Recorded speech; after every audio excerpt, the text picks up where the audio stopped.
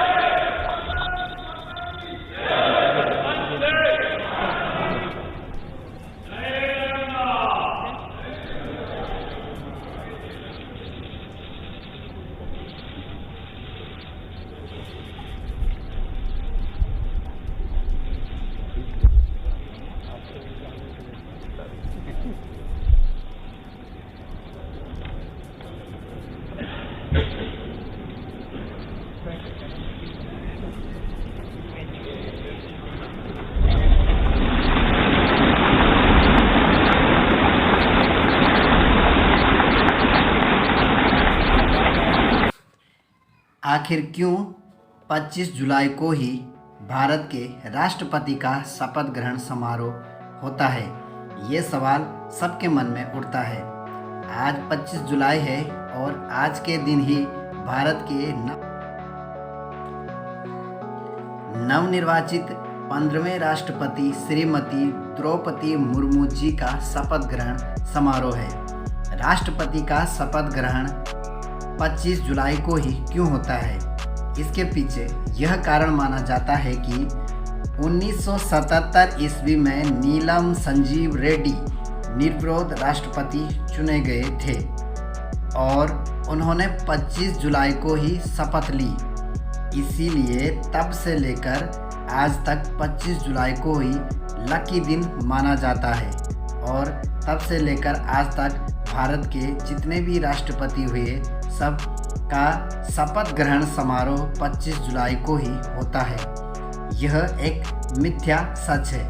हालांकि संविधान में इसका उल्लेख नहीं है कि भारत के राष्ट्रपति का शपथ किस दिन होगा। अगला पॉइंट है दोस्तों, राष्ट्रपति को शपथ कौन दिलाता है? तो दोस्तों, भारत के संविधान के अनुच्छेद 60 के अनुसार राष्ट्रपति को पद और गोपनीयता की शपथ भारत के मुख्य न्यायाधीश दिलाते हैं। मुख्य न्यायाधीश की अनुपस्थिति में सर्वोच्च न्यायालय के सीनियर मोस्ट जज शपथ दिला सकते हैं। दोस्तों, अगला सवाल है, राष्ट्रपति की सैलरी कितनी होती है? तो दोस्तों, वर्तमान में भारत के राष्ट्रपति की सैलरी 5 लाख रुपए प्रति माह होती है। अगला सवाल है दोस्तों, राष्ट्रपति की अनुपस्थिति में राष्ट्रपति पद कौन संभालता है?